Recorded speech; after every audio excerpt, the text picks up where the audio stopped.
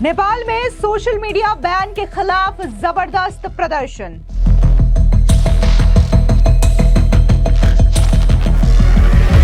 Police सरकार के खिलाफ सड़कों पर उतरे हजारों युवा।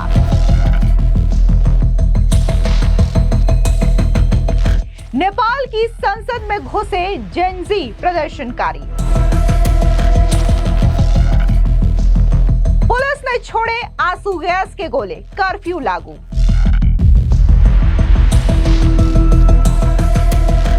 इस वक्त की बड़ी खबर सामने आ रही है नेपाल से, जहां पर सोशल मीडिया बैन और भ्रष्टाचार के खिलाफ हजारों लोग सड़कों पर उतर आए हैं। आपको बता दें कि ओली सरकार के खिलाफ ये जबरदस्त बड़ा विरोध प्रदर्शन देखने को मिल रहा है। बता दें कि नेपाल की राजधानी काठमांडू में जो युवा है वो हजारों की तादाद में सड़कों पर उतरे हैं और इसमें खास तौर से जेनजी लड़के और लड़कियां शामिल हैं। प्रदर्शनकारी नेपाल की संसद परिसर में घुस गए और इसे देखते हुए पुलिस ने आंसू गैस के गोले दागे और पानी की बौछार भी की है।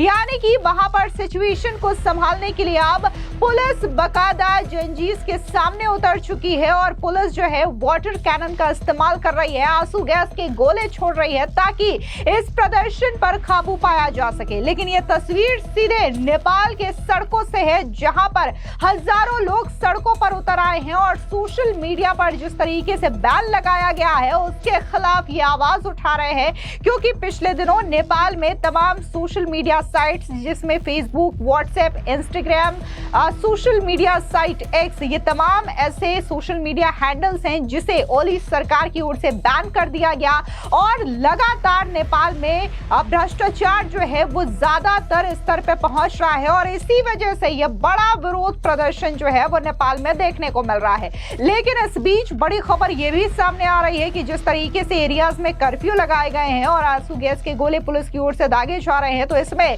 कई सारे प्रदर्शनकारियों के घायल होने की खबर भी सामने आ रही है। लेकिन जिस तरीके से ये प्रदर्शनकारी नेपाल के संसद में घुसे हैं तो इसकी तस्वीर भी सामने आई है, जहां पर साफ देखा जा सकता है कि ये जो भीड़ है वो काफी ज्यादा भीड़ है और ये भीड़ सीधे नेपाल के संसद परिसर में घुस रही है। ये प्रदर्शनकारी नेपाल में सोशल मीडिया बैन के खिलाफ आवाज उठा रहे हैं। इसके मद्देनजर काठमांडू में कर्फ्यू लगा दिया गया है, सुरक्षा व्यवस्था कड़ी कर दी गई है। प्रधानमंत्री केपी ओली शर्मा की सरकार के खिलाफ काठमांडू के विभिन्न शहरों में ये जेनजी रेवोल्यूशन शुरू हुआ है। इस दौरान प्रदर्शनकारी संसद भवन में घुस गए। पुलिस ने स्थिति को कंट्रोल में लेने के लिए आंसू गैस के गोले दागे। देश की नई युवा पीढ़ी के द्वारा सरकार के सोशल मीडिया बैन लगाए जाने को लेकर के भ्रष्टाचार तक के खिलाफ ये जो प्रदर्शन है वो नेपाल की सड़कों में देखने को मिल रहा है। इस प्रदर्शन में हजारों युवा सड़क पर नेपाल सरकार के खिलाफ नारेबाजी करते दिखाई दे रहे हैं।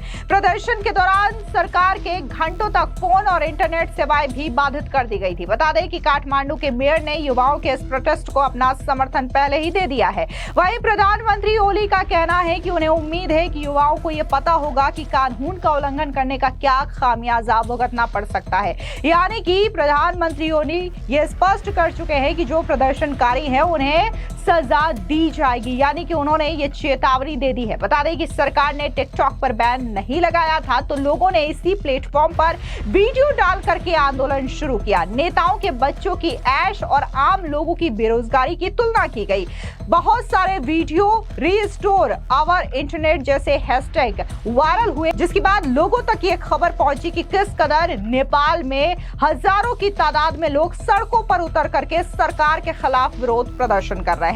प्रदर्शन में जेनजी स्कूल यूनिफॉर्म में शामिल हुए हैं ताकि दिखे कि ये नौजवानों का आंदोलन है। 28 साल के ऊपर के लोगों को प्रदर्शन में आने नहीं दिया गया है। इन्होंने सोशल मीडिया चालू करने, भ्रष्टाचार बंद करने, नौकरी और इंटरनेट एक्सेस की डिमांड रखी है। जिस तरीके से सोशल मीडिया साइट्स पर बैन लगाया गया है, बच्चों का यह भी कहना है कि उनकी पढ़ाई बाधित हो रही है, क्योंकि ज्यादातर जो क्लासेस है वो ऑनलाइन तरीके से होती है और इसकी वजह से उनकी पढ़ाई में बाधा पड़ रही है, जिसकी वजह से वो सड़कों पर उतरे हैं। बता दें कि नेपाल सरकार के द्वारा फेसबुक, ट्विटर, व्हाट्सएप और यूट्यूब जैसे 26 सोशल मीडिया अकाउंट पर बैन लगाने से नाराज युवाओं ने 8 सितंबर से जेनजी रेवोल्यूशन के नाम से प्रदर्शन शुरू किया है। बता दें कि प्रधानमंत्री केपी ओली की सरकार ने 4 सितंबर को Facebook, Instagram, YouTube, WhatsApp, Reddit और एक्स जैसे 26 सोशल मीडिया ऐप्स पर बैन लगा दिया था।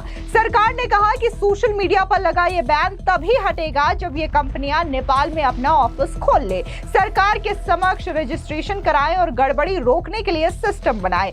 नेपाल में अब तक सिर्फ टिकटॉक, वाइबर, निबल्स, विचक और पोपो लाइव ने ही कंपनी रजिस्टर ऑफिस में रजिस्ट्रेशन कराया है। नेपाल में सोशल मीडिया बैन के खिलाफ ठीक एक दिन पहले जो पत्रकार हैं वो भी सड़कों पर उतरे थे और उन्होंने शांतिपूर्ण तरीके से प्रदर्शन को अंजाम भी दिया था। इस दौरान क्या कुछ उन लोगों का कहना है, एक बार आप भी सुनिए।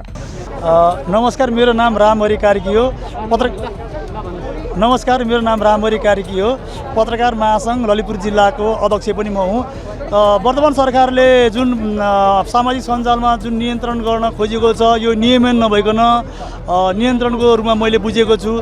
हाम्रो नेपाल अधिराज्यको नेपालको संविधान 2072ले नि पूर्ण प्रेस स्वतन्त्रताको ग्यारेन्टी, अभिव्यक्ति स्वतन्त्रताको व्यवस्था गरेको छ।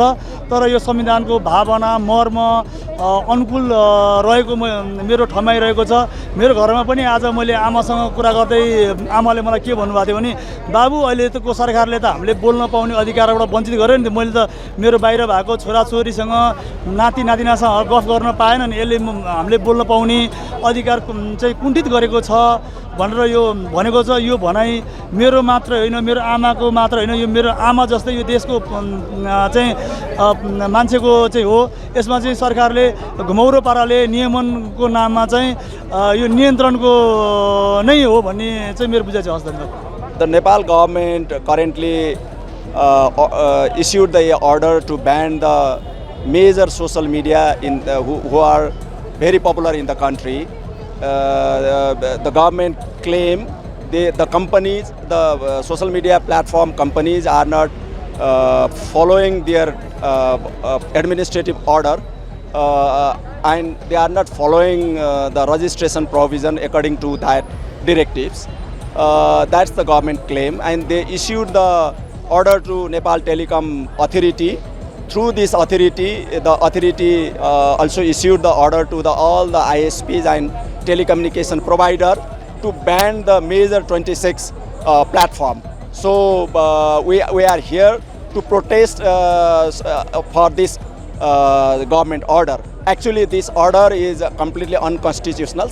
Our constitutions have a very clear-cut and very strong fundamental rights regarding the freedom of expression and free press. In the constitutions, Article 19 mention all the online and offline media are never cannot stopped or banned through the government order. And there is some legitimate restriction as well, but that legitimate restriction should regulate by legitimate law.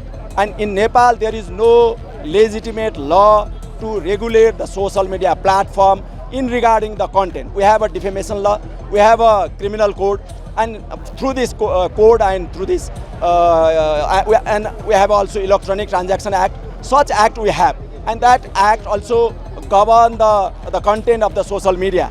And there is hundreds case the police and the government already taken in the court, and court give many type of directives or decisions on that issue. So now the government intention is not clear, and there is we think the government trying to control all the critical voices, all the voiceless people's voice through the very popular platform. So that is a completely undemocratic move from the government, and their ill intention in against the democratic values and principle. So we are coming here to show our solidarity and protest to the government mood, and to show the solidarity for all the voiceless people of Nepal. Thank you. आपको बता दें कि सरकार पर प्रतिबंध की समीक्षा करने का दबाव बढ़ रहा है। सरकार प्रदर्शन रोकने के लिए गिरफ्तारी का सहारा ले सकती है, क्योंकि सरकार को यह डर है कि फिर से 28 मार्च जैसी घटना ना हो जाए। दरअसल 28 मार्च 2025 को नेपाल में प्रदर्शन के दौरान हिंसा भड़क गई थी, जिसमें 2 लोगों की मौत भी हुई थी और सैकड़ों घायल हुए थे। यह भी कहा जा रहा है कि आंदोलन से नेपाल में बड़ा बदलाव हो सकता है। कुल मिलाकर के ये आंदोलन सिर्फ सोशल मीडिया के लिए नहीं था। नई पीढ़ी आजादी, ईमानदारी और अच्छा भविष्य चाहती है। नेपाल का भविष्य अब सरकार के फैसलों पर टिका है और इसी वजह से इस आंदोलन में ज्यादातर जो संख्या है वो युवाओं की है और उसमें भी जेनजीज ने इसमें बढ़ चढ़ करके हिस्सा लिया है, ताकि वो सोशल मीडिया बैन के खिलाफ आवाज उठा सके और जिस तरीके से नेपाल में लगातार भ्रष्टाचार हो रहा है इसके खिलाफ वो ओली सरकार पर दबाव बढ़ा सके। फिलहाल इस पूरी खबर पर आपकी क्या राय है, कमेंट सेक्शन में जरूर बताएं। धन्यवाद।